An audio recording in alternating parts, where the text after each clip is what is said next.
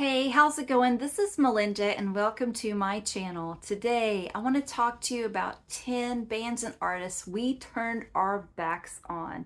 Some of these artists and bands have made recoveries, others never did, and some, the story is still unwritten. And I want to be very delicate about some of the artists I'm going to be talking about a little later in the video.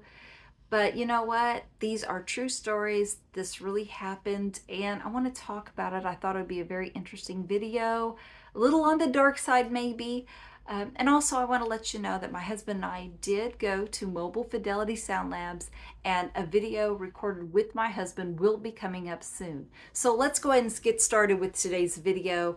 I want to start with the inspiration.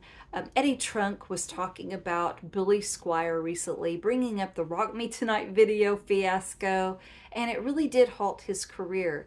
He was on the trajectory to being one of the biggest 80s artists of the decade, just huge star. He put out great songs like The Stroke, In the Dark, My Kind of Lover, Everybody Wants You, and Rock Me Tonight was a huge hit.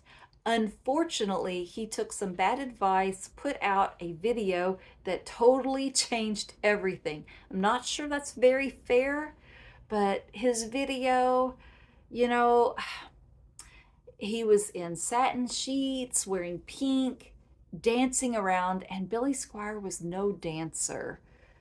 It's a silly looking video, and even as a girl in the 80s, in middle school, watching the video with my friend, I thought, wow, this is really silly. It just looked lame to me. And if you're lame in the eyes of a middle school girl, guess what? You're extremely lame. And the video did not do well, and it really hurt his career. And yes, he went on to put on other albums and other records, and he was really great. But I can't help but think the potential and what we missed out on with the artist Billy Squire. Now I want to talk to you about a band that we turned our backs on. And it's hard to believe now because we all love them all over again. But yes, there was a time when the Bee Gees fell out of favor with everyone. And you know what? They started out in 1958, these brothers with incredible harmonies and thankfully a great ability to write songs, because that really came in very convenient for them later on. Well, they put out great songs, Spicks and Specks, Massachusetts, wonderful hits, Jive Talkin', and then they got the call. They wanted them to write some songs for a soundtrack for a movie called Saturday Night Fever, and they did. They wrote songs like How Deep Is Your Love, Night Fever, incredible disco music, and they brought on that whole disco genre. They were the kings of it. And here is another beautiful album. It's called Spirits Having Flown. I have great memories of this one because my mom had this tradition on Valentine's Day. For me and my sister, she would buy a box of chocolates and a 45 for each one of us. I got the 45 of Tragedy. My sister got How Deep Is Your Love. Thank you, Mom. Great stuff. And I love the Bee Gees, and they hold a very special place in my heart. But you know what? After this album came out, they were on tour. Disco was doing well, and then all of a sudden it wasn't, and disco died. And along with disco, the Bee Gees' career died. They became a joke to some. Thankfully, like I said, they had this amazing ability of songwriting. So maybe the Bee Gees themselves weren't popular anymore in the early 80s, but they were able to write amazing songs for other people. Woman in Love by Barbra Streisand, Heartbreaker by Dionne Warwick, Islands in the Stream by Kenny Rogers, who brought on Dolly Parton. They managed to stay alive because of their clever songwriting, and of course, we love the Bee Gees again. But there was a time when we were not into the Bee Gees. And while I'm talking about the Bee Gees, huge shout out to Jim McCloskey.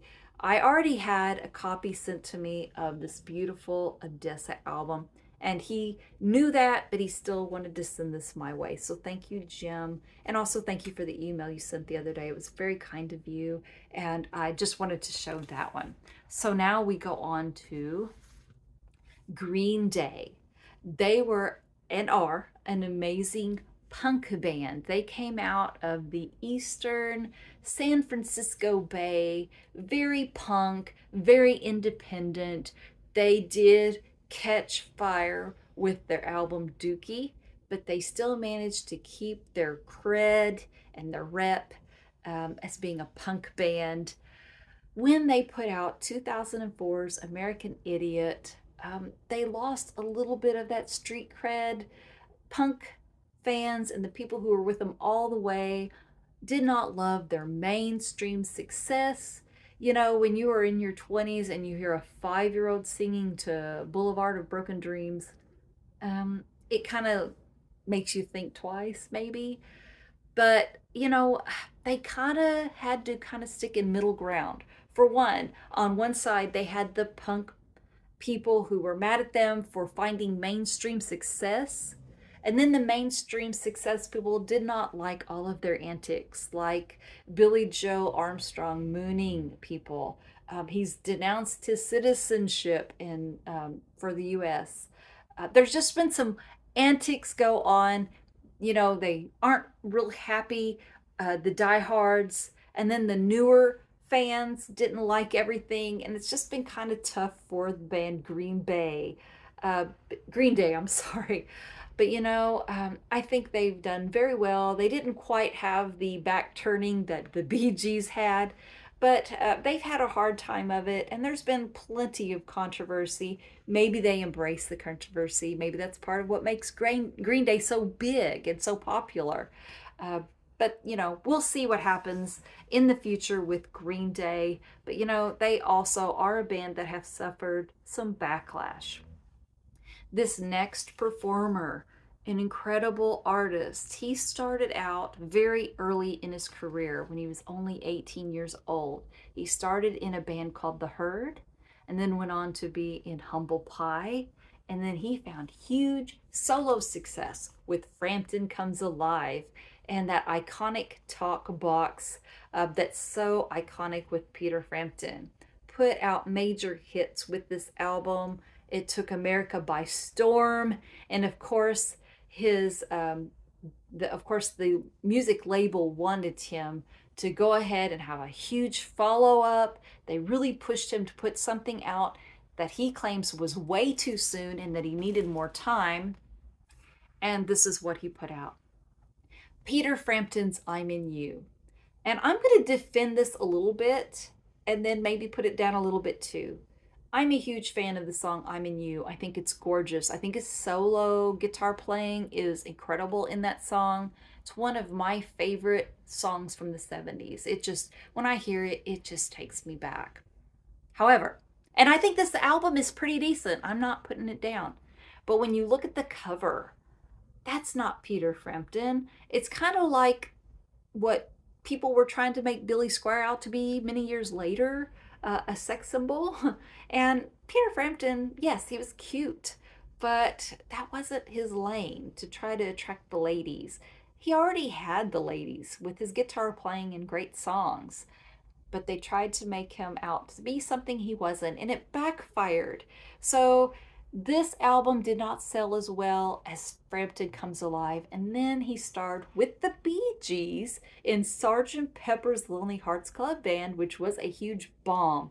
And after that, Peter Frampton really did not have much of a career, although he did get some help from David Bowie, went on tour with David Bowie. And I think a lot of people are now looking back at Peter Frampton thinking, yeah, he was really cool. He was a guy's guy, a great guitar player. That iconic talk box really made famous by Peter Frampton. But unfortunately, his career was short-lived, in the highlight anyway. Now, this next artist was someone we grew to love. She starred as Penny in the show Good Times, went on to be Willis's girlfriend in Different Strokes, and then she had her amazing solo career with Control and Rhythm Nation. She was one of those artists that survived the 90s grunge takeover that killed so many other bands. She went on to be a movie star in Poetic Justice. She put out songs like That's the Way Love Goes and Again, and she had continued popularity until what happens with a lot of artists happened to her. She kind of fell out of favor. Newer artists were coming out, and she wasn't quite on top as she was. What the real killer for her was the 2004 Super Bowl performance. You know, her and Justin Timberlake out there at halftime. And I know a lot of people call it a wardrobe malfunction. Let's call it BS. That was a planned stunt. And I think they both knew about it. You know, even shortly after the performance, Justin Timberlake came out there with a wink saying, "We want to keep you guys talking." So I think it was wasn't a wardrobe malfunction like they want to say. Unfortunately, Janet Jackson got the brunt of the criticism, and what's beyond me is Justin Timberlake actually got an invite back and was the Super Bowl halftime performer in 2018. I thought that was insane that he got invited back after what happened.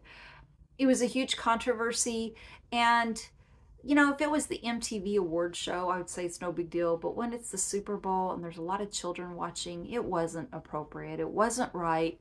It did hurt her career. And I think later it kind of has now affected Justin Timberlake as well. It took a long time coming. But you know, I like Janet Jackson. I think she's a really good person. She seems like a very sweet lady, a great performer, and beautiful woman. So I'd like to see her make a comeback at some point. We'll see. The next one, Peter Criss of Kiss. He was a founding member of the band Kiss. He was the Cat Man, and he was huge. His song Beth was their biggest top 40 hit. Unfortunately, the fame and fortune kind of maybe affected him a little bit, and he really got into drugs and alcohol, and his addiction greatly affected his ability to play drums. By this album Dynasty, he wasn't even performing, he was not being recorded. Anton Fig took his place on the drums, and in the May of 1980 it was official that Peter Criss was out of the band. And sadly, and maybe, you know, what could have been really good was he had a great opportunity of having a solo career. He quickly put out an album called Out of Control, but the Casablanca record label did not promote it, did not put a lot of money into it. And unfortunately, Peter Criss also did not tour, and he did not promote it like he should have.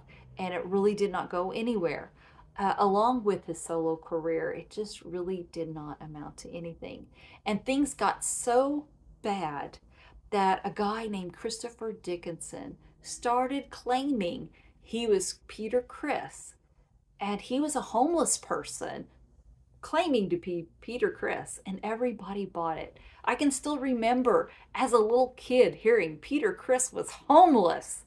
Of course, that wasn't true. And there's a very famous episode of the talk show Donahue where Christopher Dickinson and Peter Criss was on there to dispel the rumor. I thought Peter Criss handled that with absolute class and compassion towards Christopher Dickinson. But wow, the fact that we thought a founding member of Kiss had become homeless, that shows you the dive he had taken in his career. And we had pretty much turned our backs on him. Of course, he did later reunite with Kiss in a reunion tour, and he hasn't been in the public eye ever since, here and there. Now, the next one I want to talk about is Dennis DeYoung of Styx. Of course, they had huge albums, and Dennis DeYoung wrote a lot of the amazing songs that made Styx famous. Grand Illusion. He had the number one hit, Babe. Of course, that one hit Tommy Shaw a little bit wrong. I remember hearing Tommy Shaw saying that Dennis DeYoung was kind of wanting to take the band in a little bit of a Barry Manilow direction. I thought it was a perfect combination of Dennis DeYoung ballads and Tommy Shaw's rock. You put those together, and it was an unbeatable, wonderful combination. But because Babe becomes such a huge hit, they then put out Kilroy Was Here, and Dennis DeYoung was trying to take over with the band. And this album caused a lot of creative differences between Tommy Shaw and Dennis DeYoung, and the tour was a disaster for Tommy Shaw.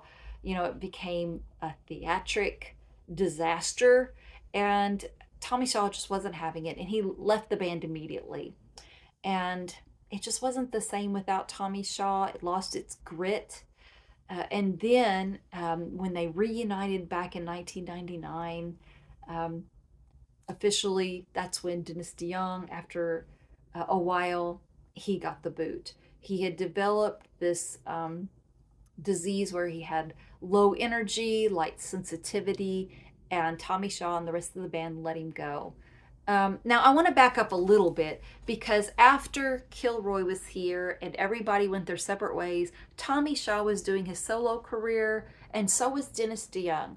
And I want to give props to Dennis DeYoung. I thought this song, Desert Moon, yes, it is a slow paced song, a little bit of a ballad, it's romantic, but also tells a story. It was beautifully written and a huge hit. If he could have kept going in that direction, I think he really could have done something with his solo career. But then he kind of fell back on those sappy ballads again. And even as a high school girl, I wasn't digging them. I didn't think they were that great. So his solo career did stall. Styx got back together for a very short time, and then Dennis DeYoung was removed from the band. And ever since then, Lawrence Gowan has been playing the keyboards and kind of playing the Dennis DeYoung songs. And Dennis DeYoung, unfortunately, we've just kind of gotten used to Styx without him, sadly to say. Would I love for there to be one more tour with Dennis DeYoung joining Styx? Absolutely. It's not going to happen, sadly. And Dennis DeYoung, I feel like we kind of had to turn our backs on if we wanted to still love Styx. Now, this next band, it pains me to talk about because they're my favorite band of all time. But even I turned my back on Van Halen. So we lost David Lee Roth. It took me forever to get used to Sammy Hagar, but I did. And then Sammy Hagar was replaced by Gary Cherone of the band Extreme. Now, to be fair to myself, I give myself a little bit of an excuse, a little bit of leeway. At the time Gary Cherone joined the band, I was also a new mom, so I wasn't blaring Van Halen all around the house. I was playing lullabies and being a mom, a new mom. So, when this came out, I did not give Gary Cherone and the new form of Van Halen a fair shot. I regret that because I really would have rather had another era and more albums by Van Halen with Gary Cherone than nothing at all. But I really got frustrated because after Sammy Hagar was fired, they teased that David Lee Roth was coming back into the band, and I was very excited about that. And then when that didn't work out, I was frustrated and I just kind of put them on the back burner. I would have rather had more music from Van Halen than not. Now, this Van Halen 3 album, there are some boring songs on here, but I really feel like Eddie kind of got back into that rocky, edgy guitar playing, a little out of the pop realm, more rock and roll. I really, now that I have it and listen to it, I like it. There is a song on here where Eddie's singing, and even though he doesn't have the best voice and it proves he should not have been the lead singer, I cherish that song now that he's gone. So, Van Halen 3. And of course, we all embrace Van Halen today. But wow, at the time when this album came out, it was not a success. Gary Cherone did not make it as their lead singer, and we turned our backs on Van Halen. Now let's talk about a couple very touchy artists. I want to be very careful with this one, but um, this artist was in the 2000s what Madonna was in the 80s. She was a huge success. And the story is still unwritten about Britney Spears. And I do love this album, Blackout, but it was at a time when she was going through a dark spell. Now, she was a huge artist and put out a lot of great hits, Toxic, Baby Hit Me One More Time. We all know her songs. But somewhere around the late 2000s, something went wrong. A chemical imbalance. Maybe she was just too over sexualized when she was young, had some traumatic events. Maybe fame was too much for her. But she's been struggling with her mental stability for a very long time now. And it's just a very, very sad story. We've all kind of turned our backs on her. And the reason why I say that isn't to sound cold, but I know a lot of people who absolutely love Britney, who now say they have to draw a line between the teenage Britney that they loved as teenagers and what they see now. So I wish the best for Britney Spears. Can she come back? Yes, if she got the proper treatment and got her path to health, I think she could still be big if she wants it. If not, let her enjoy her life how she has it. She has enough money, she's had enough fame. I just wish her the best. I'm a little scared for her right now. I think things are a little with her mental health. I'm not really sure where she stands. I'm not sure she's getting the treatment she should. But I wish her well. And unfortunately, we've kind of had to turn our backs on Britney Spears. Hopefully, there's a happy ending in that. And sadly, I'm going to finish this one on a really sad, bittersweet note. An amazing artist who was given so much talent. She was one of the most beautiful looking women. She could have made it as a model, but God also gave her this most incredible singing voice. Truly one of the best singers of all time. Talking about the beautiful Whitney Houston. She was incredible. And she came out at a time, here, look at this. Just look at this for a minute. You're welcome. You're welcome. She was absolutely beautiful. But not only was she beautiful, she put out great songs. You Give Good Love, great, great songs. I think one of the big ones for me was Saving All My Love for You. I was in a jazz band when I was in high school, and we played that song. And that was a hard song to play. I can only imagine how hard it was to sing. And yet she sang it so beautifully. And also, you know, the album Whitney was huge. I Want to Dance with Somebody. She was just so beautiful. How Will I Know, off of that first album I just showed, really put her into mega success. And I still remember the video where she's wearing this cute little dress, this beautiful long hair. Huge hit. This album was also a huge hit. And then, of course, we have to remember The Bodyguard, I Will Always Love You. She could do no wrong, and she had a squeaky clean image. She was pure as the driven snow. And then she met Bobby Brown, and unfortunately, instead of her lifting him up, he took her down. I don't blame Bobby Brown. She was her own person. She made her own decisions. But she got into drugs. If y'all remember the infamous interview, I think she was with Diane Sawyer, where she said rich people don't smoke crack. Crack is whack. And she just really brought herself down. She started missing performances. She missed the Rosie O'Donnell show one time when she was supposed to be there. Things just really went downhill for her. She did fight back. Her and Bobby Brown separated. She tried to make a comeback, but unfortunately, she just couldn't kick all of her habits, and she sadly died in a bathtub, drowning. And of course, that's all iffy too. A lot of questions about that.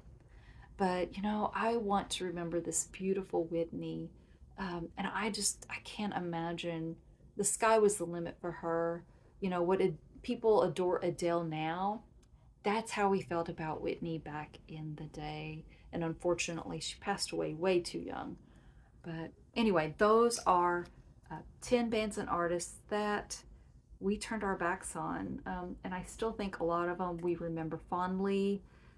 Some of them made comebacks, some of them we don't know yet.